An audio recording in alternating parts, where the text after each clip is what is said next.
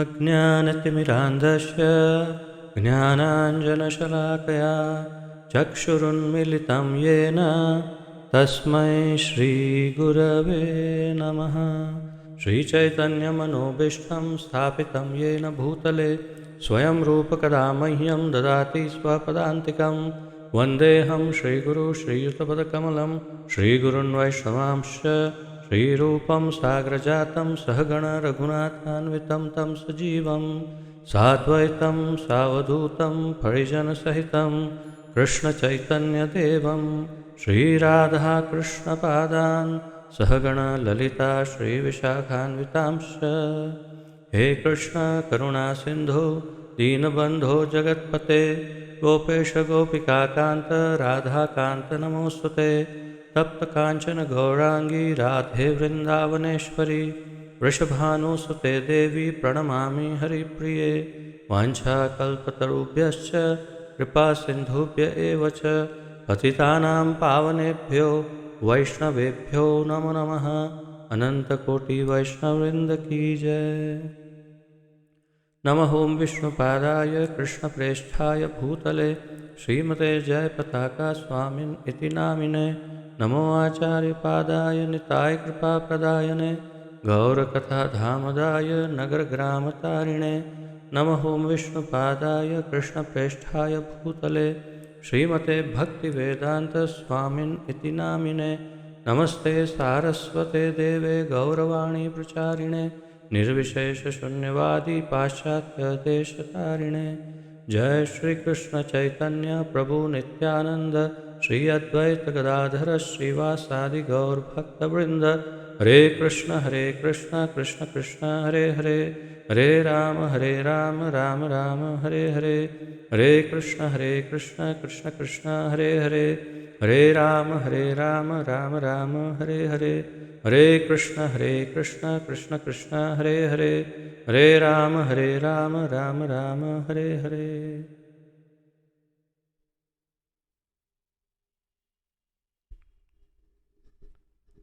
आपका बहुत बहुत स्वागत है आज के इस सत्र में, जिसके अंतर्गत हम अत्यंत महत्वपूर्ण ग्रंथ श्रीमद् भगवद गीता का सम्मिलित अध्ययन कर रहे हैं, जिसका आलेखन हमारे इस्कॉन के संस्थापक आचार्य श्रीमद् अभय चरणारविंद भक्तिवेदांत स्वामी श्रील प्रभुपाद जी ने किया है।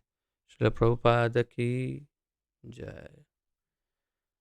तो आज से हम नया अध्याय शुरू करने जा रहे हैं, अध्याय 11, और हमने 10 अध्याय का अध्ययन समाप्त किया।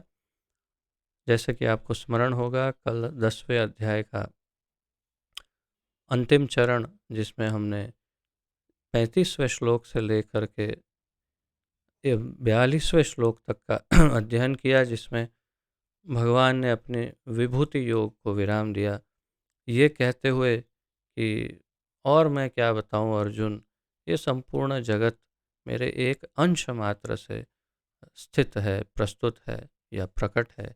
एकांशेन स्थितो जगत। तो भगवान की भगवत्ता का काफ़ी अच्छा खासा परिचय प्राप्त हो गया 10वें अध्याय में। और अब 11वां अध्याय जो है बड़ा इंटरेस्टिंग है, विशेष रूप से जो सामान्य लोग हैं उनके दृष्टिकोण से ये काफ़ी महत्वपूर्ण और इंटरेस्टिंग है। इसमें भगवान अपने विश्वरूप का दर्शन करवाते हैं अर्जुन को। और अब इसमें सबसे रोचक बात यह है कि आप देखिएगा कि अर्जुन की भाषा अब कितनी बदल गई है। जो बिल्कुल शुरुआत में विनम्रता तो थी, परंतु विनम्रता में कहीं ना कहीं मैत्री का एक भाव, एक मित्रता में जो भाषा में एक अपनापन या तो बहुत अधिक सम्मान नहीं, इस प्रकार का जो एक संवाद होता है वैसा संवाद था। परंतु भगवान की भगवत्ता का परिचय जान करके अब जो भाषा बदली है अर्जुन की, वो बड़ी नोट करने योग्य है। आप पहले प्रथम 4 श्लोक अर्जुन के ही डायलॉग है और देखिए किस प्रकार अर्जुन अपनी भाषा को बदलते हुए अब भगवान के साथ संवाद कर रहे हैं। तो आइए प्रारंभ करते हैं 11वें श्लोक को, 11वें अध्याय को।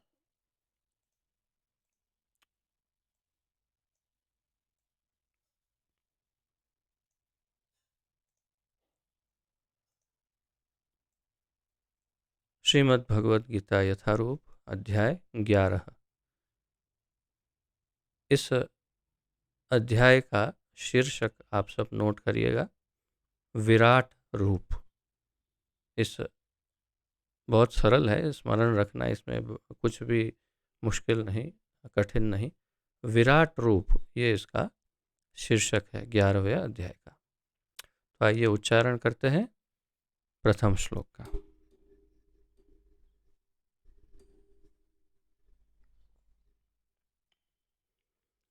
अर्जुन उवाच मदनुग्रहाय परमं गुह्यम् अध्यात्मसंज्ञितं यत्त्वयोक्तं वचस्तेन मोहोऽयं विगतो मम। अर्जुन उवाच मदनुग्रहाय परमं गुह्यम् अध्यात्मसंज्ञितं यत्त्वयोक्तं वचस्तेन मोहोऽयं विगतो मम।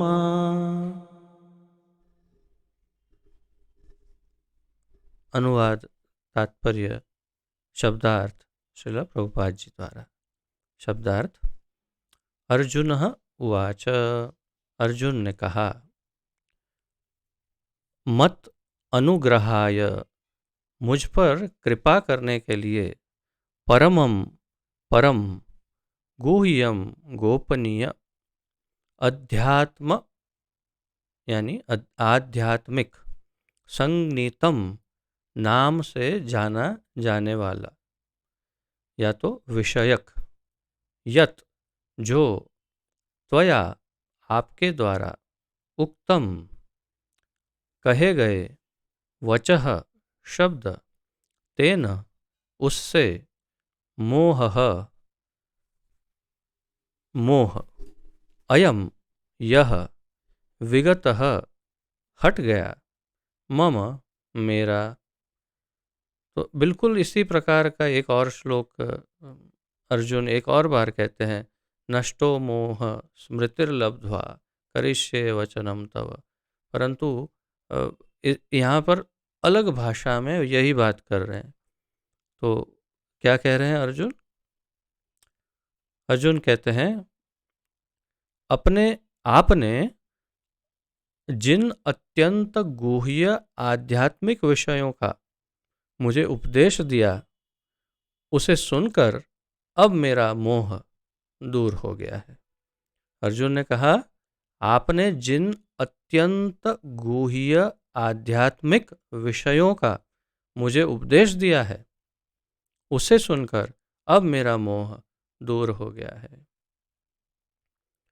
तो यहाँ से बिल्कुल स्पष्ट हो रहा है कि जो अत्यंत गुह्य आध्यात्मिक विषय जो थे, उस पर ही अब तक भगवान ने बहुत सारी चर्चा की। और सबसे गुह्यतम विषय क्या है? गुह्यतम विषय ये है कि भगवान कौन है और भगवान का परिचय, और वो भगवान ने दे दिया। और ये संयोग ही है कि जिसने ये ज्ञान दिया वो स्वयं ही भगवान है, और उन्होंने अपना परिचय दिया और अपनी विभूति का भी दर्शन करवाया। तो इससे ये सब जानने के पश्चात अब अर्जुन का मोह नष्ट हो गया। तात्पर्य, इस अध्याय में कृष्ण को समस्त कारणों के कारण के रूप में देखा गया है। प्रभुपाद जी कह रहे हैं, यहाँ तक कि वे उन महाविष्णु के भी कारण स्वरूप हैं जिनसे भौतिक ब्रह्मांडों का उद्भव होता है। कृष्ण अवतार नहीं है, कृष्ण अवतार नहीं है, वे समस्त अवतारों के उद्गम है। इसकी पूर्ण व्याख्या पिछले अध्याय में की गई है। अब ये सामान्य बुद्धि की ही बात तो है, बिल्कुल सामान्य बुद्धि की बात है इसका प्रयोग अब तक हम नहीं कर पा रहे थे, और अब हम हमारा जो भक्तों का समुदाय हम कर पा रहे हैं, परंतु सामान्य जनता नहीं कर पा रही। आप बताइए, हमारे इस गौड़ीय वैष्णव परंपरा के अतिरिक्त और कितने लोग हैं जो भगवत गीता का अध्ययन करते हैं? कम से कम 600 प्रकार की तो गीता की आवृत्तियां उपलब्ध है मार्केट में। प्रभुपाद के टाइम पे 300 थी, और ये चलो मान लो 500 प्रकार की गीता है, तो वो लिखने वाले अलग अलग लोग हैं, और उनके पढ़ने वाले कम से कम 100 लोग तो मान ही लो। कम से कम में तो बहुत ही अल्प मात्रा में। तो इतने सारे हजारों लोगों में जो सब भगवत गीता का अध्ययन कर रहे हैं, क्यों भगवान कृष्ण को पूर्ण भगवान स्वीकार क्यों नहीं कर लेते तुरंत? उसका कारण क्या हो सकता है? ये बहुत बड़ा आश्चर्य ही नहीं? ये क्या है? क्योंकि ये धारणा बना लेते हैं कि कृष्ण ने जो कुछ भी कहा है भगवत गीता में, वो किसी का प्रतिनिधित्व करते हुए बताया है, ऐसी कल्पना कर लेते हैं। जैसे भगवान ने कहा कि मत्तः परतरम नान्यत किंचित अस्ति धनंजय, मुझसे ऊपर और कोई नहीं है, और मेरे समान भी कोई नहीं है, और मई सर्वमिदम प्रोतम सूत्रे मणिगण, मेरे अंदर ही सब कुछ पिरोया हुआ है, मैं ही सबका मूल आधार हूँ। तो कल्पना करने वाला ये विचार करता है कि ओ अच्छा, मतलब कृष्ण ने ये कहा, मतलब वास्तव में वो भगवान की भगवत्ता का परिचय दे रहे हैं कृष्ण। अच्छा, और शायद हो सकता है विष्णु, क्योंकि विष्णु के अवतार हैं कृष्ण, इसीलिए मूल रूप से विष्णु जो है वही ये बोल रहे हैं, नारायण बोल रहे हैं कि मैं ही मूल आधार हूँ सब, और मुझसे ऊपर कोई नहीं। इसे क्या कहते हैं? मनोधारणा, कल्पना, मनोधर्म, अंग्रेजी में कहते हैं स्पेक्युलेशन, या मेंटल कॉन्कॉक्शन, अर्थात कि मानसिक उत्पत्ति, मन से एक प्रकट किया क्या विचार। धारणा, केवल कल्पना। कृष्ण ने कहा कि मैं हूं, तो आप क्यों कह रहे हैं कोई और है? कृष्ण कह रहा है मैं, तो आप और किसी का विचार करने क्यों निकल पड़े भाई?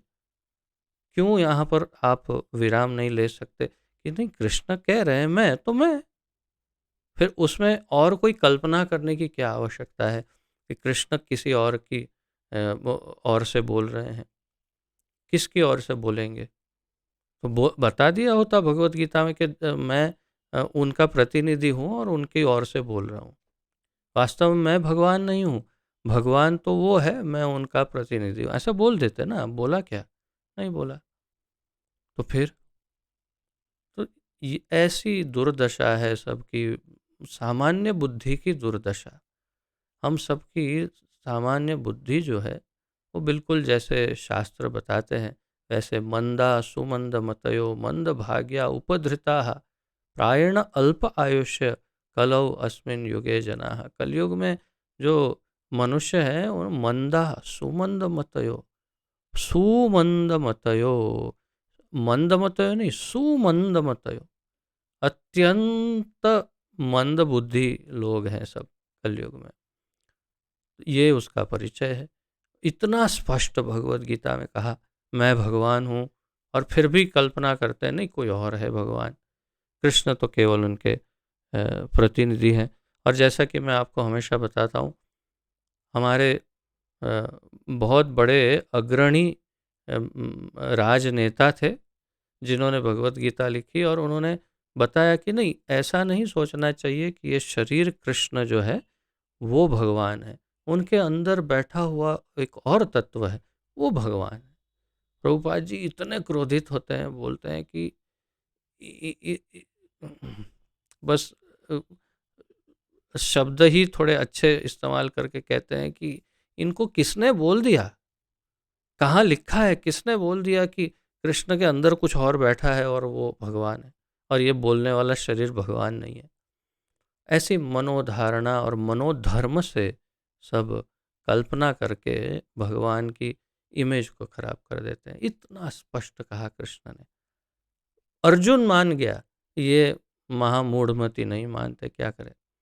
तो इसलिए प्रभुपाद जी को यहाँ इतना स्पष्ट कहना पड़ रहा है कि यहाँ तक कि उन महाविष्णु के भी कारण स्वरूप है कृष्ण, जिनसे भौतिक ब्रह्मांडों का उद्भव होता है। कृष्ण अवतार नहीं है, वे समस्त अवतारों के उद्गम है। इसकी पूर्ण व्याख्या पिछले अध्याय में की गई है, वो हमने देखा।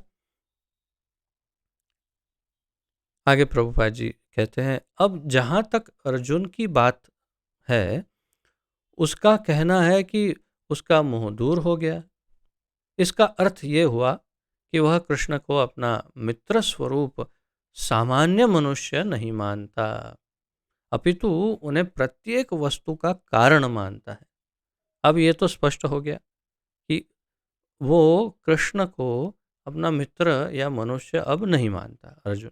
अब वो उन्हें हर एक वस्तु का मूल कारण मानता है, भगवान मानता है। आगे देखिए, मैंने जैसे बताया क्या क्या शब्दों का प्रयोग करते हैं अर्जुन। बस ये पहले 4 श्लोक ही पर्याप्त है इतना समझने के लिए, बुद्धिशाली के लिए, कि अर्जुन ने जो देखा वो हमें देखना चाहिए। वही तो भगवत गीता है। और अर्जुन ने जो कहा वही हमें कहना चाहिए। तो अर्जुन ने ऐसे ऐसे ऐसे शब्दों का प्रयोग किया है कृष्ण के लिए, वो बस सुनते जाइए पहले 4 श्लोक में। अब यहाँ पर प्रभुपाद जी कह रहे हैं, अर्जुन अत्यधिक प्रबुद्ध हो चुका है और उसे प्रसन्नता है कि उसे कृष्ण जैसा मित्र मिला है। किंतु अब वह यह सोचता है कि भले ही वह कृष्ण को हर एक वस्तु का कारण मान ले, किंतु दूसरे लोग नहीं मानेंगे।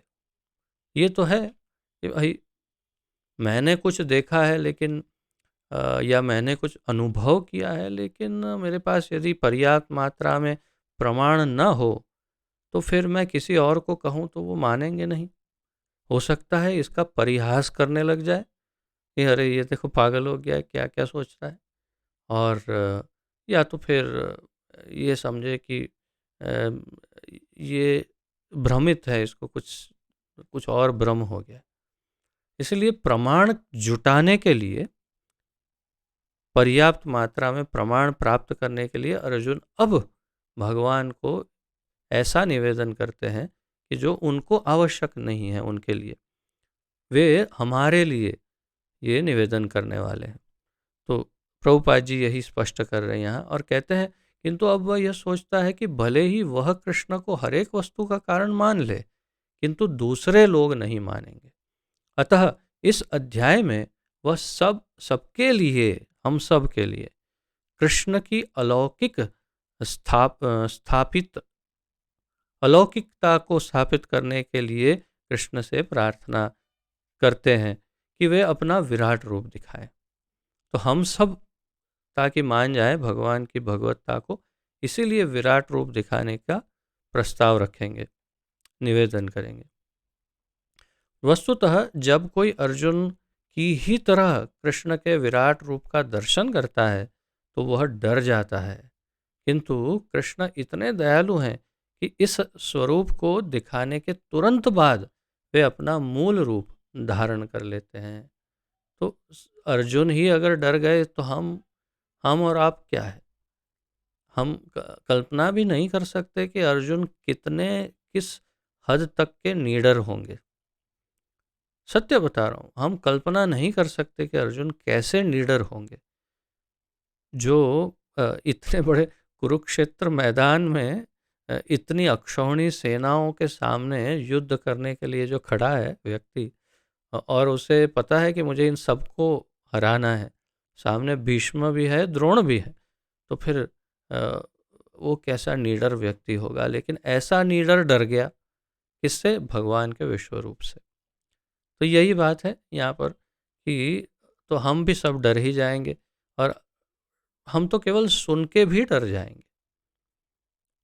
अगर आप इसमें डूब जाएंगे तो अवश्य एक डर लगेगा कि अरे इतना भयानक स्वरूप है भगवान का, क्योंकि हम परिचित नहीं हैं ऐसे स्वरूप से। तो अर्जुन ने तो अपने चक्षु से देखा, तो इसीलिए प्रभुपाद जी कहते हैं, लेकिन भगवान दयालु है, वो तुरंत अपना मूल रूप प्रकट कर लेते हैं। अर्जुन कृष्ण के इस कथन को बार बार स्वीकार करते हैं कि वे उसके लाभ के लिए ही सब कुछ बता रहे हैं। अर्जुन बार बार इस बात से सहमत है कि आप तो मेरे हित के लिए, मेरे लाभ के लिए ही सब बता रहे हैं। अतः अर्जुन इसे स्वीकार करते हैं कि यह सब कृष्ण की कृपा से घटित हो रहा है। अर्जुन इस बात को स्वीकार करते हैं, जो हो रहा है कृष्ण की कृपा से हो रहा है। अब उसे पूरा विश्वास हो चुका है कि कृष्ण समस्त कारणों के कारण हैं और परमात्मा के रूप में प्रत्येक जीव के हृदय में विद्यमान है। ये विश्वास की बात है। हम सब ने सुना है। आप में से कौन है जिसने नहीं सुना है कि आपके हृदय में कृष्ण बैठे हैं? सब ने सुना है, क्योंकि हम सब तो भक्ति योगी हैं। हम सब ने सुना है। लेकिन आप में से, हम में से कितने इस बात पर दृढ़ विश्वास करते हैं कि यहाँ ठाकुर जी बैठे हैं और उनके साथ कुछ आदान प्रदान करने का प्रयास कौन करता है?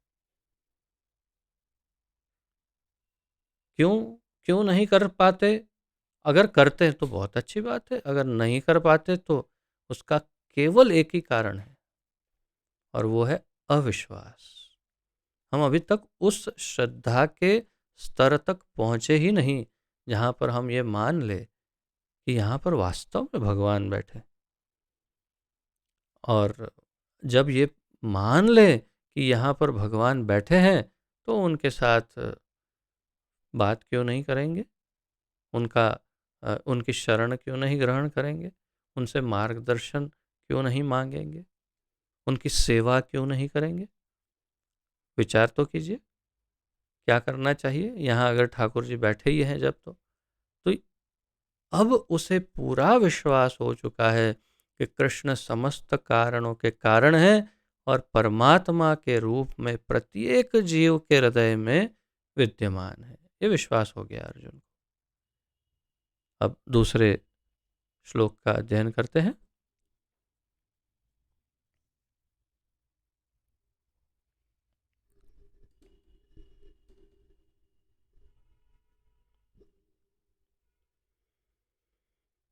भवाप्ययौ हि भूतानां श्रुतौ विस्तरशो मया त्वत्तः कमलपत्राक्ष माहात्म्यमपि चाव्ययम्।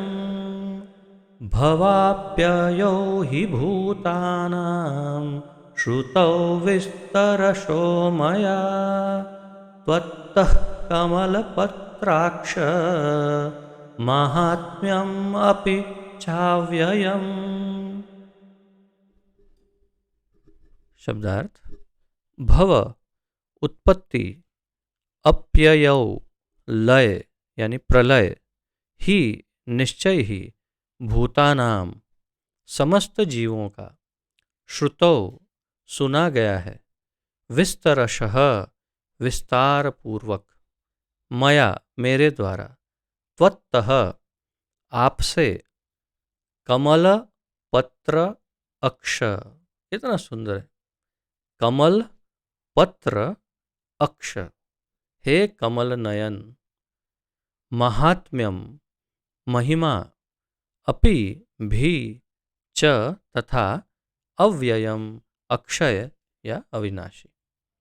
अनुवाद: हे कमल नयन, मैंने आपसे प्रत्येक जीव की उत्पत्ति तथा लय के विषय में विस्तार से सुना है और आपकी अक्षय महिमा का अनुभव किया है। अर्जुन कहते हैं, हे कमल नयन, यानी कमल, कमल का पुष्प, लोटस। और यहाँ पर कमल नयन नहीं, बल्कि यहाँ पर कहा है कमल पत्र अक्ष। कमल पत्र यानी कमल के फूल की जो पत्ती है, उस पत्ती जैसे आकार की आँख, अक्ष मतलब आँख, तो जिनकी आँखें कमल के पुष्प के पत्र की तरह है। कितनी सुंदर, कल्पना कीजिए। और उसको, उसका अगर परिचय चाहिए कि कैसी होती है आँखें ऐसी कमल पुष्प जैसी, तो हमारे गुजरात के डाकोर धाम के रणछोड़ राय की आंखें देखिए। आहा, क्या बड़ी बड़ी, इतनी बड़ी बड़ी आंखें और इतनी सुंदर आंखें। अब मुझे तो ऐसा प्रतीत होता है कि उनके जैसी आंखें किसी भी ग्रह में देखने को कम ही मिलती है। बहुत ही सुंदर, बहुत खूबसूरत, मनोरम्य। रणछोड़ राय है, वही है कृष्ण। तो उनके इतने बड़े बड़े नयन, कमल पत्र जैसे। तो यहाँ पर प्रभुपाद जी ने कमल नयन कहा उनको कि हे कमल नयन, मैंने आपसे प्रत्येक जीव की उत्पत्ति तथा लय के विषय में विस्तार से सुना। तो हर एक जीव कैसे उसकी उत्पत्ति होती है आदि हमने दूसरे अध्याय से लेकर के ये सब कुछ सुना, विस्तार से सुना, और आपकी अक्षय महिमा का अनुभव किया। अर्जुन कह रहे, तो भगवान की अक्षय, जो जिसका क्षय नहीं होने वाला, नाश नहीं होने वाला, ऐसी महिमा का भी अनुभव किया। तात्पर्य, अर्जुन यहाँ पर प्रसन्नता के मारे कृष्ण को कमल नयन, कृष्ण के नेत्र कमल के फूलों की पंखड़ियों जैसे दिखते हैं, प्रभुपाद जी लिखते हैं, कहकर संबोधित करते हैं, क्योंकि उन्होंने किसी पिछले अध्याय में उससे विश्वास दिलाया है। अहम कृत्स्नस्य जगतः प्रभवः प्रलयस्तथा, मैं इस संपूर्ण भौतिक जगत की उत्पत्ति तथा प्रलय का कारण हूँ। तो अर्जुन इसके विषय में भगवान से विस्तार पूर्वक सुन चुके हैं। अर्जुन को भी यह भी ज्ञात है कि समस्त उत्पत्ति तथा प्रलय के कारण होने के अतिरिक्त वे इन सब के पृथक यानी असंगत, इन सबसे पृथक या असंगत रहते हैं। इन सब की उत्पत्ति का मूल कारण भगवान होने के बावजूद वे इन सब से अलग भी रहते हैं। मत स्थानी सर्वभूतानि ना न चाहम तेषु अवस्थितः, भगवान कहते हैं ना। यही बात प्रभुपाद जी यहाँ बता रहे हैं कि अर्जुन ये भी जानता है कि हाँ, सब कुछ तो भगवान के अंदर से ही प्रकट हो रहा है, लेकिन भगवान इसमें इससे असंगत रहते हैं। न चाहम तेषु अवस्थित, अर्थात कि मैं उनमें हिस्सा नहीं लेता। कण कण में तो है भगवान, परंतु इसमें हिस्सा नहीं लेता, इंटरेस्ट नहीं लेता, अलग रहता हूँ। ये सब जानते हैं अर्जुन, अब सब समझ गए। जैसा कि भगवान ने 9वें अध्याय में कहा है कि वे सर्वव्यापी हैं, तो भी वे सर्वत्र स्वयं उपस्थित नहीं रहते। अब यही तो असंगत बात है बिल्कुल। समझने के लिए इसे कैसे समझा जाए, हमने उस समय भी इसकी चर्चा की थी। कैसे समझा जाए? भगवान कहते हैं कि मैं सर्वव्यापी हूँ, कण कण में हूँ, और मैं वहाँ उपस्थित नहीं रहता। अर्थात कि भगवान उसमें हिस्सेदारी नहीं निभाते, कोई उनका इसमें इंटरेस्ट नहीं रहता, अलिप्त रहते हैं। यही कृष्ण का अचिंत्य ऐश्वर्य है, प्रभुपाद जी कह रहे हैं। यही तो अचिंत्य ऐश्वर्य है कि वहाँ है लेकिन वहाँ नहीं है। जिसे अर्जुन स्वीकार करता है कि उसने भली भांति समझ लिया है, जिसे अर्जुन स्वीकार करते हैं कि उन्होंने भली भांति समझ लिया है। उसका एक उदाहरण दे सकता हूँ। जैसे आप मेरे क्लास में बैठे हैं, मेरे सामने हैं, वीडियो चालू है, मैं आपको देख रहा हूँ, आप मुझे देख रहे हैं, लेकिन मन वहाँ चल रहा है, आज अरे वो मैंने और आटा कहाँ रखा होगा, फ्रिज में रखा कि नहीं? ओ नहीं, अच्छा। अरे वो आज वो इतने बजे आ जाएंगे, आएंगे तो उनको मैं, मुझे ये देना है, मुझे ये करना है। मेरे सामने बैठे हैं, क्लास के सामने है, सामने भगवत गीता है, और आप यहाँ नहीं हैं। आप यहाँ हैं लेकिन आप यहाँ नहीं हैं। हो सकता है ना? तो बिल्कुल, तो फिर भगवान का क्यों नहीं हो सकता कि मैं यहाँ हूँ, फिर भी मैं यहाँ नहीं हूँ? बस ऐसा कुछ उदाहरण। तो इसलिए आप सब यहीं रहिए। अब आइए तीसरे श्लोक का उच्चारण करते हैं।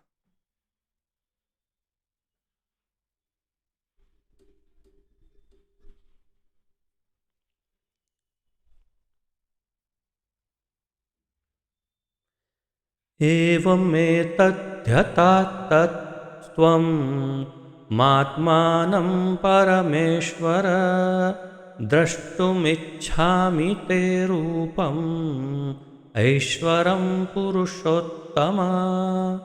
एवम् एतद्यथात्थत्वम् आत्मानं परमेश्वर द्रष्टुम् इच्छामि ते रूपम् ऐश्वरं पुरुषोत्तम।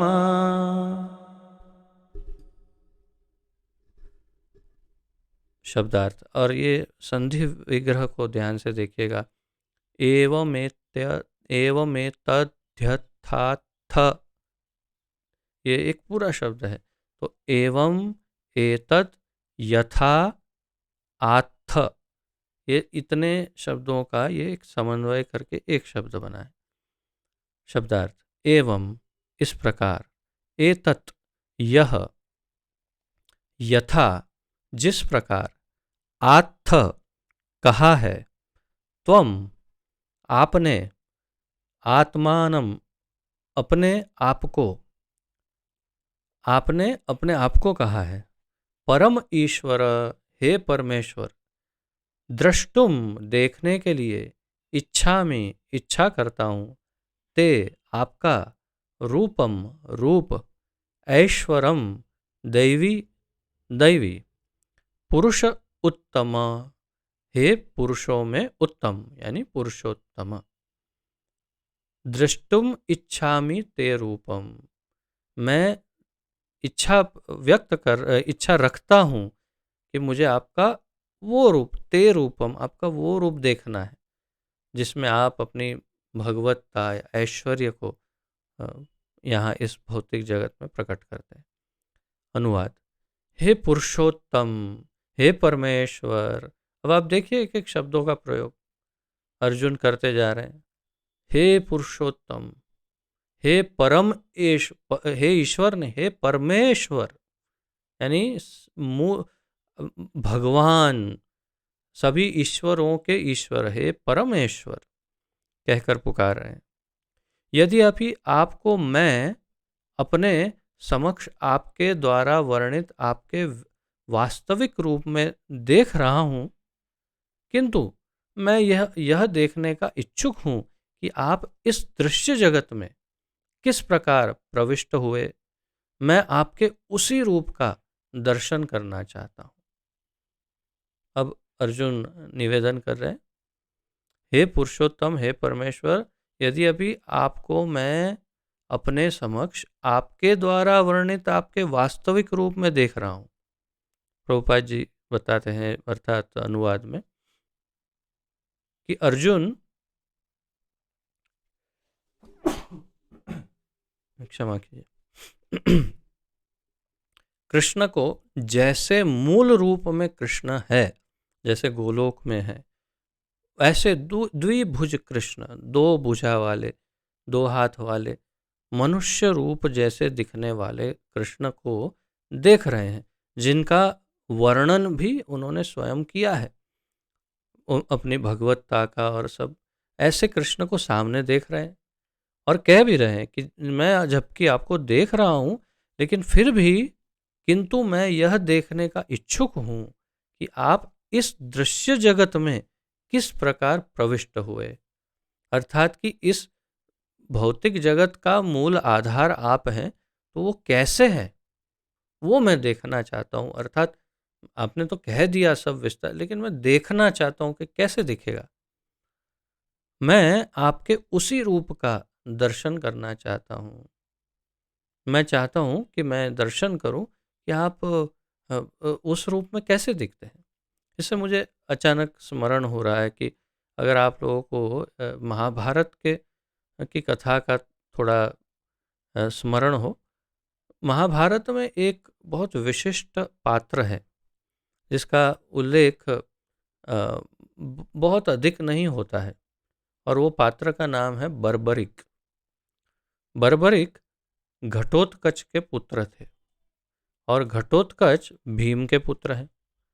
और बर्बरिक जो है वो इतने महान योद्धा थे, इतने महान कि वास्तव में इस धरती पर कोई भी उनको हरा ही नहीं सकता था, संभव ही नहीं था। परंतु उनकी एक प्रतिज्ञा ऐसी विचित्र थी कि जो पक्ष हारेगा उसी पक्ष से वे युद्ध करेंगे। अर्थात कि मान लो दो पक्ष में से एक पक्ष से युद्ध कर रहे हैं, अगर सामने वाला पक्ष हारने लग गया तो तुरंत पार्टी बदल देंगे और फिर इनके सामने युद्ध करने लग जाए। तो ये बड़ा भयानक होने वाला था, इसलिए भगवान ने अपना प्लान चेंज किया और उनको समाप्त कर दिया। लेकिन उनके सर को जीवित रखा और उनके सर को यह आशीर्वाद दिया कि पूरा महाभारत युद्ध देख सके। युद्ध समाप्त होने के बाद सब सबको भगवान ने कहा चलो अब चलते हैं, बर्बरिक के पास चलते हैं और उन्हें पूछते हैं कि अब आनंद आया, मतलब जो आपकी इच्छा थी पूर्ण हुई युद्ध देखने की। तो सब गए, पांडव सब गए और बर्बरिक को पूछा कि हाँ हाँ बहुत सब युद्ध देखा। तो फिर उनको भगवान पांडवों को कहते हैं कि आप पूछिए, कि आपने उसको पूछो कि तुमने देखा क्या। तो जब पांडव पूछने लगे कि बर्बरिक बताओ कि तुमने क्या देखा, तो बर्बरिक बताते हैं कि मैंने देखा कि कृष्ण युद्ध कर रहे हैं। पांडव ने कहा क्या बात करते हो, उन्होंने तो युद्ध किया ही नहीं। नहीं नहीं, मैंने देखा कि कृष्ण युद्ध कर रहे हैं, कृष्ण मार रहे हैं, कृष्ण मर रहे हैं, कृष्ण ही आयुध है, कृष्ण ही चक्र है, कृष्ण ही तलवार है, कृष्ण ही भाला तीर, सब कुछ कृष्ण ही है, कृष्ण ही रथ है, कृष्ण ही पूरी ये युद्ध भूमि है, और कृष्ण का सुदर्शन चक्र ही पूरी युद्ध भूमि पर घूम रहा है, और उस सुदर्शन चक्र ने ही संपूर्ण युद्ध में हाहाकार मचा रखा है, और एक एक को मारने वाले मूल रूप में कृष्ण ही है। अर्जुन ने कहा कि तो मैंने कुछ नहीं किया। अरे नहीं, मैंने तो आपको देखा नहीं कुछ करते हुए, मैंने तो कृष्ण को ही देखा कि वही मार रहे हैं। भीम ने कहा मैंने तो सारे कौरव को मार दिया। बोले नहीं, मैंने तो नहीं देखा, सभी कौरव को तो कृष्ण ने ही मारा है। तो तात्पर्य यह है कि दिव्य चक्षु अगर प्राप्त हो तब हम वास्तविकता को देख सकते हैं। कृष्ण ही भगवान है और वही सब कुछ कर रहे हैं, लेकिन फिर भी वे कुछ नहीं कर रहे हैं, एकदम अलग बैठे हैं सबसे। तो यहाँ पर अब अर्जुन उस रूप को देखना चाहते हैं जो वो नहीं देख पाते, या जो हम नहीं देख पाते। और सब पांडव क्या देख रहे थे कि हम युद्ध कर रहे हैं, लेकिन वास्तविकता क्या थी जो बर्बरिक ने देखा कि कोई कुछ कर ही नहीं रहा था। और उसका एक प्रमाण भी प्राप्त हुआ, जैसे ही कृष्ण ने, भागवत में लिखा है कि जैसे ही कृष्ण ने इस धराधाम को छोड़ दिया, अर्थात कि यहाँ से अपनी लीला का संवरण कर लिया और धाम चले गए, तो अर्जुन को कहा था कि मेरी 16,000 रानियों को लेकर के थोड़ा सुरक्षित स्थान पर पहुंचा देना।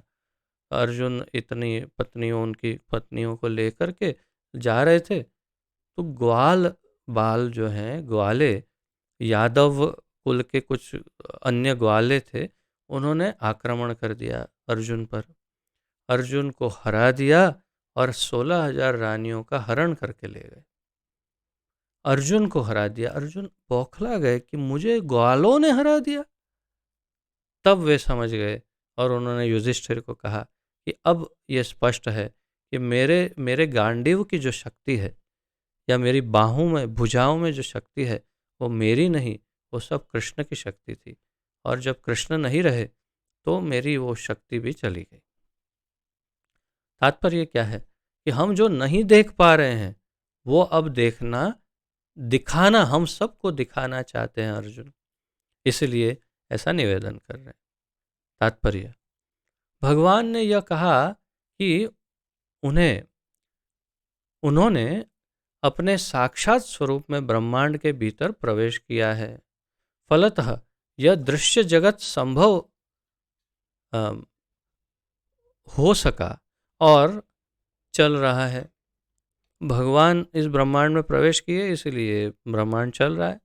जहाँ तक अर्जुन का संबंध है वह कृष्ण के कथनों से प्रोत्साहित है, किंतु भविष्य में उन लोगों को विश्वास दिलाने के लिए जो कृष्ण को सामान्य पुरुष सोच सकते हैं, अर्जुन चाहते हैं कि वह भगवान को उनके विराट रूप में देखे, जिससे वे ब्रह्मांड के भीतर से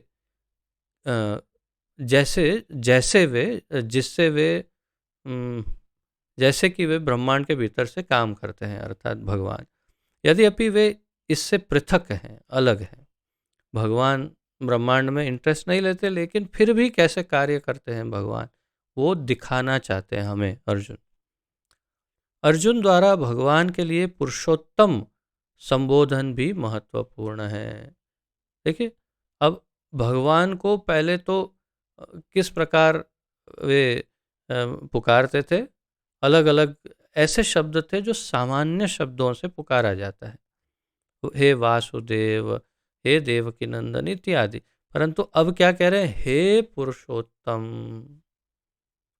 इस प्रकार तो क्यों पुरुषोत्तम महत्वपूर्ण है, प्रभुपाद जी बता रहे हैं, क्योंकि वे भगवान हैं, इसीलिए वे स्वयं अर्जुन के भीतर भी उपस्थित हैं।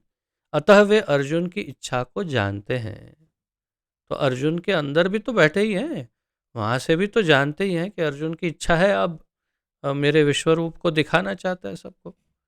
तो वे यह समझते हैं कि अर्जुन को उनके विराट रूप का दर्शन करने की कोई लालसा नहीं है। उस विराट रूप के दर्शन करने की इच्छा अर्जुन को नहीं है, क्योंकि वह उनको साक्षात देखकर पूर्णतया संतुष्ट है। वो संतुष्टि है अर्जुन को, और वो कृष्ण हृदय में बैठे बैठे देख रहे हैं। किंतु भगवान यह भी जानते हैं कि अर्जुन अन्यों को विश्वास दिलाने के लिए ही विराट रूप का दर्शन एक आदर्श स्थापित करने के लिए करना चाहते हैं, क्योंकि भविष्य में ऐसे अनेक धूर्त होंगे जो अपने आप को ईश्वर का अवतार बताएंगे। अतः लोगों को सावधान रहना होगा। जो कोई अपने आप को या स्वयं को कृष्ण कहेगा, उसे अपने दावे की पुष्टि के लिए, विराट रूप दिखाने के लिए सन्नद्ध रहना होगा। बस यही है, प्रभुपाद जी यही कहते, कोई भी आपसे कहे कि हाँ मैं भगवान हूँ, तो आप बस उनको इतना ही कहिए, ज़्यादा नहीं, बस विराट रूप दिखा दो। भले मिनी फॉर्म में दिखाना, छोटा, ज़्यादा बड़ा नहीं, थोड़ा छोटा ही, लेकिन विराट रूप दिखा दो। तो वो आपके सामने उसके मुखमंडल के भाव देख करके आप समझ जाएंगे कि ये कितना भगवान है। या फिर आप उनसे कह सकते हैं कि गोवर्धन नहीं, कोई बात नहीं, एक ईंट लेके दिखा दो, हाथ में थोड़ा ऐसे रख के दिखा दो थोड़ी देर, फिर भी मान जाएंगे हम, आप भगवान हैं। गोवर्धन की भी ज़रूरत नहीं, अब फिर समझ में आ जाएगा कैसे। तो ऐसे फिर भी ऐसे अनेक धूर्त हैं कि जो इस प्रकार अपने आप को कहते हैं कि मैं भगवान हूँ। और आपको यकीन नहीं होगा, इतने लोग आज की तारीख में इतने भगवानों को पूजा जाता है इस विश्व में कि आप कल्पना नहीं कर सकते। कल की अवतार अभी हो गए हैं, अब तक 3-4 कल की अवतार तो कम से कम मैंने सुने हैं, जिसके पीछे अनेक लोग उनको भगवान मान करके पूजते हैं। और ऐसे तो कई लोग आज की तारीख में हैं जो अवतार के रूप में पूजे जाते हैं, और किसी को भी इतनी बुद्धि नहीं कि उनको कहे कि आप भगवान हो, विराट रूप दिखा दो, लाइव दिखा दो टीवी पे, सब देख लेंगे, सबको एक साथ एंजॉय करना मिलेगा, बहुत बढ़िया, अच्छी चैनल पे दिखाना। लेकिन कहाँ से दिखाएंगे वो? तो ये हाल है। अब हम इतने दुर्बुद्धि और अ, मंद बुद्धि हैं, मंदा सुमंद मतयो, कि हम इतना भी नहीं जानते कि भगवान ये होते हैं। और फिर भी देखिए, कृष्ण को भगवान नहीं मानते ये लोग, यही सबसे बड़ा आश्चर्य है। जिसने विराट रूप दिखाया उसे फिर भी भगवान नहीं मानते। अब बताइए।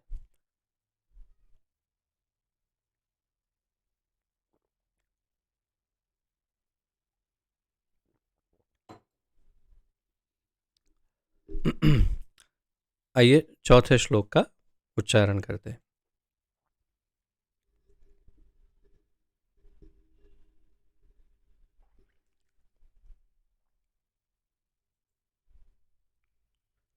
मन्यसे यदि तच्छक्यं मया द्रष्टुमिति प्रभो योगेश्वर ततो मे त्वं दर्शयात्मानमव्ययम्।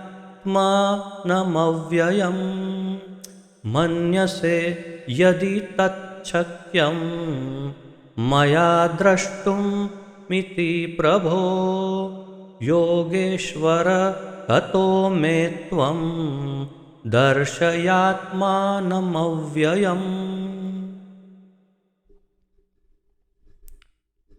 शब्दार्थ: मन्य से तुम सोचते हो, यदि यदि क्षमा, तत् वह, शक्यम समर्थ, मया मेरे द्वारा, द्रष्टुम देखे जाने के लिए, इति इस प्रकार, प्रभो हे स्वामी, योग ईश्वर हे योगेश्वर। देखिए, अब उनकी भाषा ही बदल गई अर्जुन की। ततः तब, मैं, मुझे, त्वम आप, दर्शय दिखलाइए, आत्मानम अपने स्वरूप को, अव्ययम शाश्वत। अनुवाद: हे प्रभो, हे योगेश्वर। अब देखिए, पहले कहते हैं हे परमेश्वर, और क्या कहा था? हाँ, हे पुरुषोत्तम, हे परमेश्वर। अब कह रहे हैं हे प्रभु, हे योगेश्वर। यदि आप सोचते हैं, अब विनम्रता तो देखो अर्जुन की, बहुत मीठी विनम्रता है, बहुत ही मिठास है उनकी विनम्रता में, एक छोटे बच्चे की तरह भगवान से कह रहे हैं हे प्रभु, हे योगेश्वर, यदि आप सोचते हैं कि मैं आपके विश्वरूप को देखने में समर्थ हो सकता हूं, तो कृपा करके मुझे अपना असीम विश्वरूप दिखलाइए। कितना एक एक छोटा बच्चा जिस भाव से विनती करता है, वैसी विनती कर रहे हैं। बच्चा कहता है हे पिताजी प्लीज आइसक्रीम दिलाइए, वैसे ये बच्चा कह रहा है हे प्रभु, हे योगेश्वर, यदि आप सोचते हैं कि मैं आपके विश्वरूप को देखने में समर्थ हो सकता हूं, आपको अगर ऐसा लगता है कि मैं योग्य हूं, समर्थ हूं आपका विश्वरूप देखने के लिए, तो कृपा करके मुझे अपना असीम विश्वरूप दिखलाइए। कितना सुंदर भाव। इसी इसी भाव से हमें भगवान के साथ संवाद करना चाहिए। जब हम भगवान के साथ डायलॉग करते हैं तो हमें इसी भाव से करना चाहिए, एकदम अपनी तुच्छता को प्रस्तुत करते हुए। हम तो दासानुदास भक्ति में हैं, इसलिए हम एकदम तुच्छ हैं, तो हमारी तुच्छता को ही हमें प्रदर्शित करना चाहिए। ये इतना पतित जीव मैं, इतना तुच्छ कि इस भव सागर में आ गिरा हूँ, सड़ रहा हूँ, पूरी तरह बुरी तरह सड़ रहा हूँ, लेकिन फिर भी अभी तक मेरी अकल ठिकाने नहीं आई। अब तक मैं बस अपने उस मनोधर्म के आधार पर ही जी रहा हूँ कि नहीं हो सकता है मैं भी भगवान बन जाऊंगा, नहीं नहीं हो सकता है मैं ही भगवान हूँ वास्तव में, लेकिन मैं थोड़ा समय लगेगा, शायद एक दिन में अपनी भगवत्ता आ जाएगी मुझ में। इतना दुर्बुद्धि हूँ, हे प्रभु कृपा कीजिए, दया कीजिए, अपनी शरण में लीजिए, मेरी बुद्धि को सुधारिए, मुझे आपकी सेवा का मौका दीजिए। ऐसा ऐसी विनीत भाव से ही हमें भगवान के पास जाना चाहिए। ये मेरा निजी मत है। इसीलिए अर्जुन हमें प्रदर्शित कर रहे हैं कि भगवान से कैसे बात करनी चाहिए। भले मित्र है, लेकिन अब जब समझ में आ गया कि ये सर्वेश्वर भगवान हैं, तो फिर उनसे कुछ तो कुछ तो उनसे बात करने का एक अलग तरीका होना चाहिए, जो हमें अर्जुन सिखा रहे हैं। और उन्हें कह रहे हैं कि यदि आपको लगता है योग्य, तो आप मुझे, और यदि आप समझते हैं कि मैं योग्य हूँ, तो आप मुझे दर्शन करवाइए। और हम क्या कहते हैं? अ, मुझे दर्शन क्यों नहीं देता भगवान? हाँ, कि आप हो ना, अर्जुन के पिताजी हो आप इतने समर्थ हो कि आपको आपको दर्शन देने तो बैठा है वो। और हम सोचते हैं मुझे दर्शन क्यों नहीं होते, दर्शन होने चाहिए। हम वीवीआईपी जो ठहरे, इतने तुच्छ हैं हम कि हमें दर्शन मांगने का क्या अधिकार है भगवान से? हमारी तुच्छता सोचिए। मेरा जो मनोभाव था मैंने प्रकट किया। तात्पर्य पढ़ते हैं प्रभुपाद जी का। ऐसा कहा जाता है कि भौतिक इंद्रियों द्वारा न तो परमेश्वर कृष्ण को कोई देख सकता है, न सुन सकता है, और न अनुभव कर सकता है। तो भौतिक इंद्रियों द्वारा हम न भवेद ग्राह्यम इंद्रिय, भगवान को हम अपनी इंद्रियों से नहीं समझ सकते, न ग्रहण नहीं कर सकते। न भवेद ग्राह्यम इंद्रिय सेवोन्मुखे ही जीवादौ स्वयं एवं स्फुरत्यद, रूप गोस्वामी कहते हैं। तो ऐसा कहा जाता है कि भौतिक इंद्रियों द्वारा न तो परमेश्वर कृष्ण को कोई देख सकता है, न सुन सकता है, और न अनुभव कर सकता है। तीनों में से कुछ नहीं हो सकता है भौतिक इंद्रियों से। किंतु यदि कोई प्रारंभ से भगवान की दिव्य प्रेमा भक्ति में लगा रहे, तो वह भगवान का साक्षात्कार करने में समर्थ हो सकता है। भगवान का साक्षात्कार हो सकता है यदि वो प्रेम से भगवान के पास जाए, जैसे अर्जुन जा रहे हैं। प्रत्येक जीव आध्यात्मिक स्फुलिंग मात्र है। हमारी क्या गणना है? केशा बाला बालाग्र शतभागश्च शततः कल्पित एवच, या कल्पितस्य च। तो केशाग्र शतभाग से, केश के बाल के अग्रभाग, बाल का आगे का जो भाग है उसके 100 टुकड़े किए जाए, और शततः कल्पितस्य च, उसको और भी 100 टुकड़ों में, यानी कि बाल के आगे के हिस्से का 10,000वां भाग, उतने छोटे हम हैं। अर्थात वो हमारी साइज है एक जीवात्मा की, और भगवान के साथ हमारी क्या तुलना हो सकती है? अब प्रभुपाद जी कह रहे हैं प्रत्येक जीव आध्यात्मिक जगत में एक स्फुलिंग मात्र है।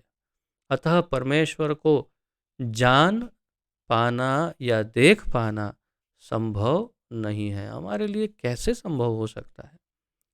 भक्त रूप में अर्जुन को अपनी चिंतन शक्ति पर भरोसा नहीं है।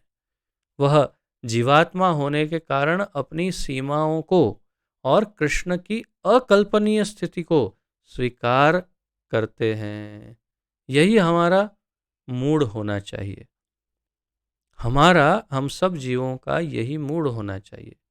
अर्थात इतनी विनम्रता, इतनी ह्यूमिलिटी, हम्बलनेस, इतनी विनम्रता होनी चाहिए कि हम अपनी स्थिति को समझ सके, और हमें जान लेना चाहिए कि हम भगवान के दर्शन करने के योग्य, लायक नहीं है। अगर भगवान कृपा करे वो अलग बात है। तो भक्त रूप में ये वाक्य काफी महत्वपूर्ण है। भक्त रूप में अर्जुन को अपनी चिंतन शक्ति पर भरोसा नहीं है। अर्थात क्या? भरोसा नहीं है, अर्थात अपनी चिंतन शक्ति, अर्थात वो जानता है कि वो बहुत ही तुच्छ है। वह जीवात्मा होने के कारण अपनी सीमाओं को और कृष्ण की अकल्पनीय स्थिति को स्वीकार करता है। अर्जुन समझ चुका था कि एक क्षुद्र जीव के लिए असीम अनंत को समझ पाना संभव नहीं है। अर्जुन जो समझ गए वो हमें समझना है कि हम जीवात्मा हैं, एकदम क्षुद्र हैं, तुच्छ हैं, और हम अपने आप यदि भगवान को समझने का प्रयास करेंगे तो कभी नहीं समझ पाएंगे, संभव ही नहीं है। जन्मों जन्मांतर पर जन्मांतर और कल्पों के कल्प बीत जाएंगे, परंतु हम कभी भी इस प्रयास में सफल नहीं हो सकते कि हम अपने आप भगवान को समझ जाए। भगवान चाहे तो 2 क्षण में हमें समझा सकते हैं कि वे क्या है। तो इसलिए अर्जुन उन्हें उनकी शरण में चले गए हैं। अर्जुन ने अपनी बुद्धि का दरवाज़ा बंद कर दिया, ताला मार दिया, हो गया, मैं अपनी बुद्धि से नहीं, अब आप मुझे बताइए कि मैं योग्य हूँ, तो आप दर्शन करवाइए अपनी भगवत्ता का। यही हमें करना चाहिए। और इसलिए प्रभुपाद जी ने जो कहा, अर्जुन समझ चुका था कि एक क्षुद्र जीव के लिए, क्षुद्र जीव, तुच्छ जीव, हम सब तुच्छ जीव हैं, उसके लिए असीम अनंत को समझ पाना संभव नहीं है। यदि अनंत स्वयं प्रकट हो जाए तो अनंत की कृपा से ही उसकी प्रकृति को समझा जा सकता है। तो भगवान को कैसे समझा? यदि स्वयं भगवान चाहे और वे कहे हाँ चलो आज मैं तुम्हें अपना परिचय देता हूँ, अहेतु की कृपा हो जाए उनकी, तब हम समझ सकते हैं, अन्यथा ये संभव नहीं है। तो हमें हमारी तुच्छता का हमेशा स्मरण रहना चाहिए, यही मुख्य बात है।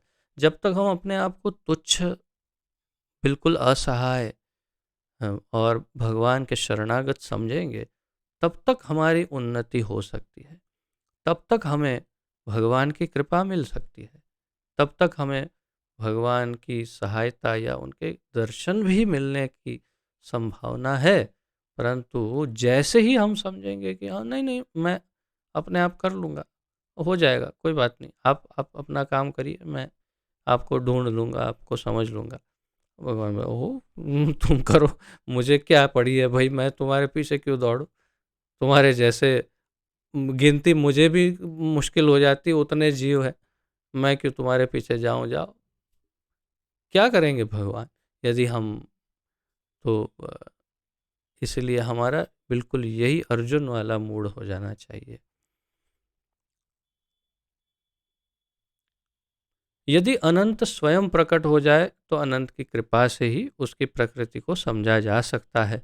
यहाँ पर योगेश्वर शब्द भी अत्यंत सार्थक है। अर्जुन ने यहाँ उनको योगेश्वर शब्द से संबोधित किया, क्योंकि भगवान के पास अचिंत्य शक्ति है, अचिंत्य शक्तियां हैं भगवान के पास। यदि वे चाहें तो यदि वे चाहें तो असीम होकर भी अपने आप को प्रकट कर सकते हैं, यानी असीम भी सीमित होकर के सामने प्रकट हो सकता है।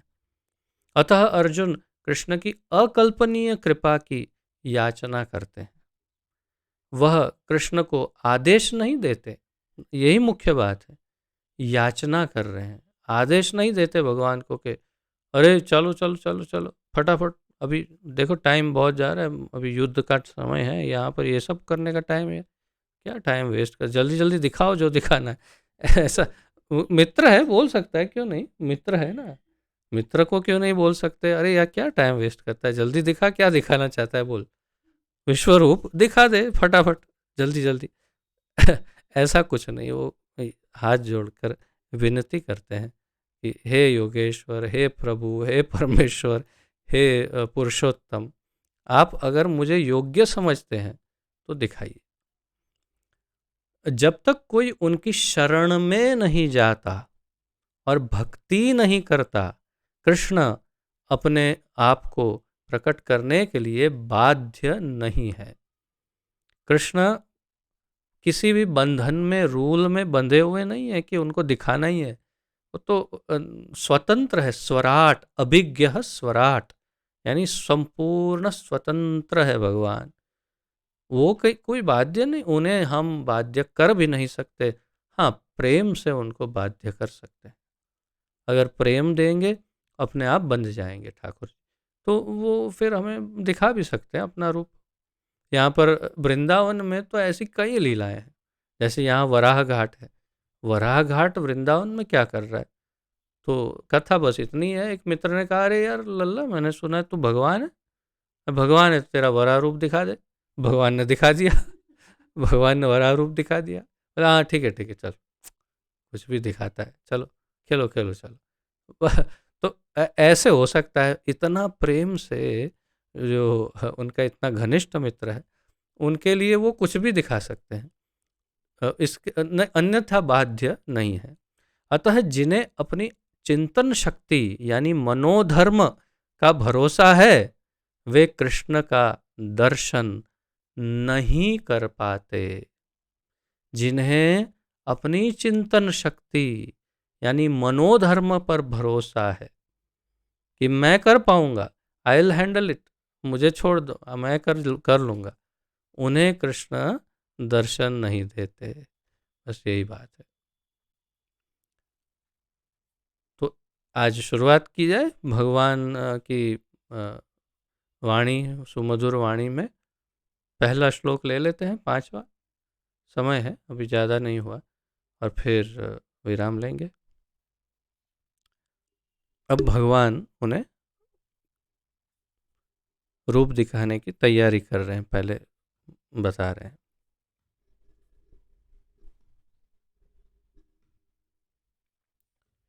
श्री भगवानुवाच पश्य मे पार्थरूपाणि शतशोत्थसहस्रशः नानाविधानि दिव्यानि नानावर्णाकृतीनि च।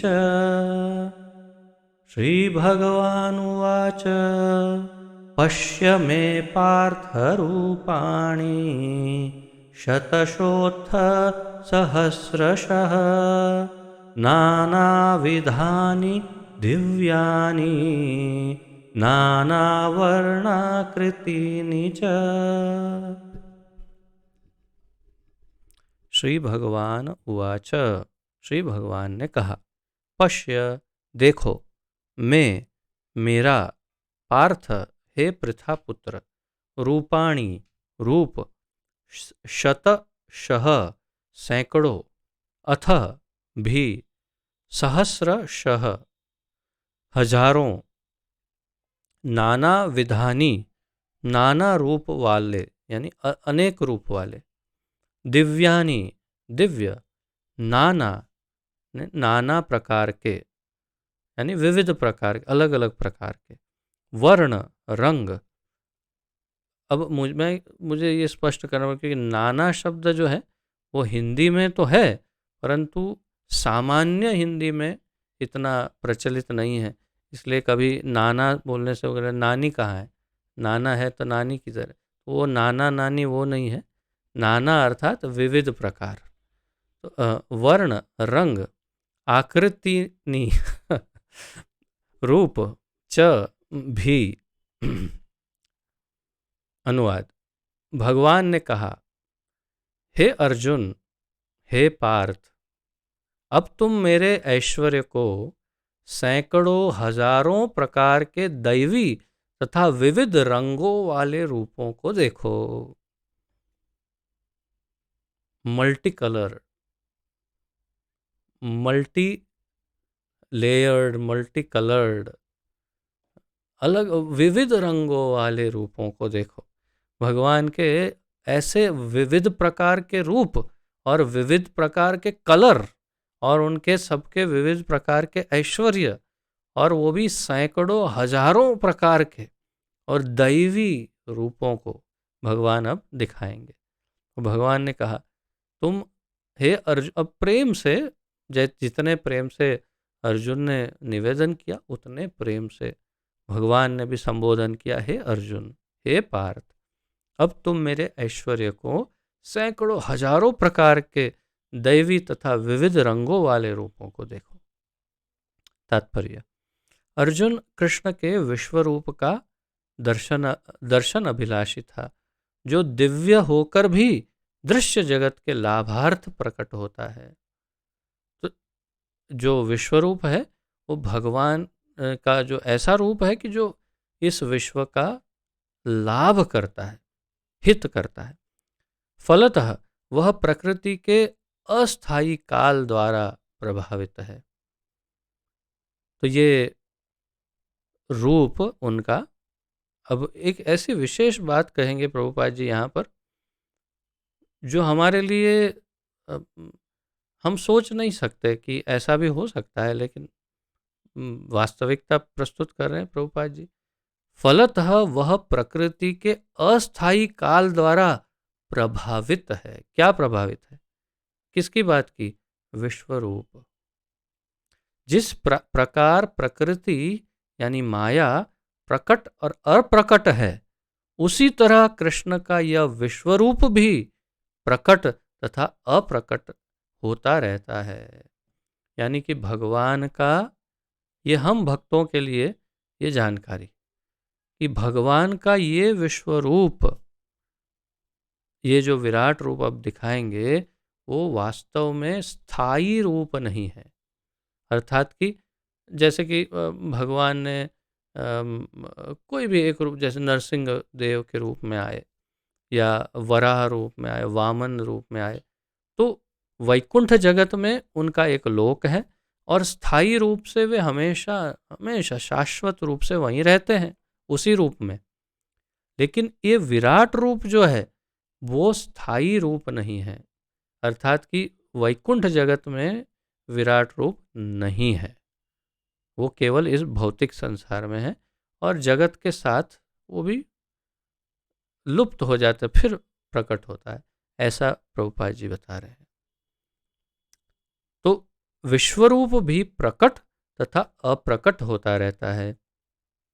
यह कृष्ण के अन्य रूपों की भांति वैकुंठ में नित्य नहीं रहता। जहां तक भक्त की बात है, वह विश्वरूप देखने के लिए तनिक भी इच्छुक नहीं रहता। एक शुद्ध भक्त भगवान के इस विश्व रूप को देखने में उसको इंटरेस्ट नहीं रहता इतना।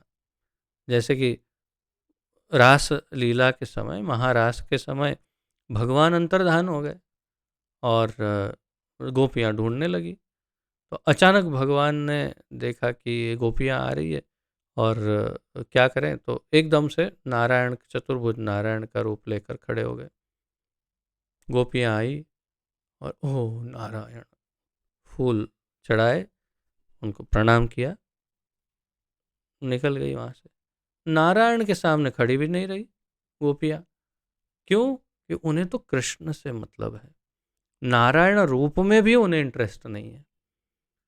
इसी प्रकार हम भक्तों को प्रभुपाद जी कह रहे हैं विश्व रूप में इंटरेस्ट नहीं है, तनिक भी इच्छुक नहीं रहता, प्रभुपाद जी कह रहे हैं। लेकिन चूंकि अर्जुन कृष्ण को इस रूप में देखना चाहते थे, अतः वे यह रूप प्रकट करते हैं। अब अर्जुन ने इच्छा व्यक्त की, क्योंकि कई सामान्य लोग भी तो हैं, उनको भगवान की भगवत्ता का परिचय तो देना है, इसलिए उन्होंने ये रूप प्रकट किया अर्जुन के लिए। सामान्य व्यक्ति इस रूप को नहीं देख सकता, देख ही नहीं सकता इस रूप को। श्री कृष्ण द्वारा शक्ति प्रदान किए जाने पर ही इसके दर्शन हो सकते हैं। इसके दर्शन कब हो सकते हैं?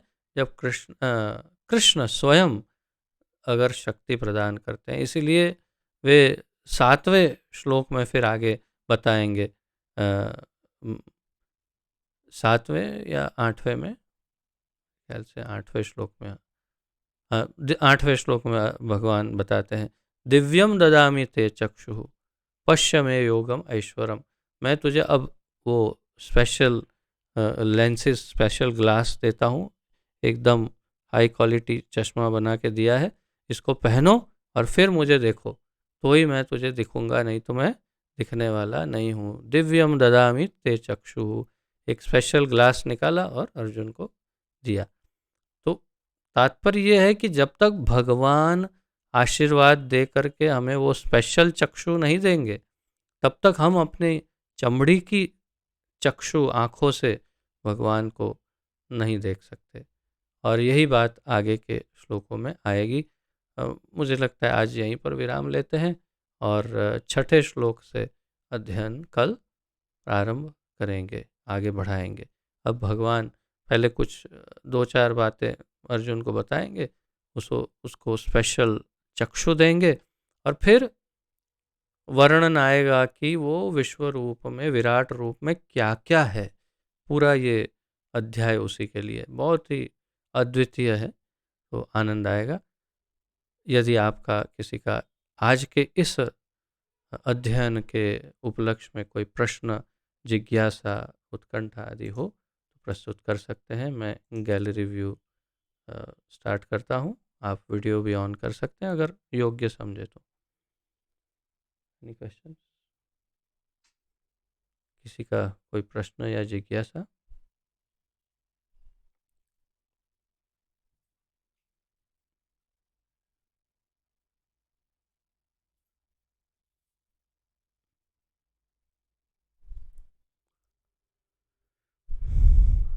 ठीक है, तो फिर आज विराम लेते हैं।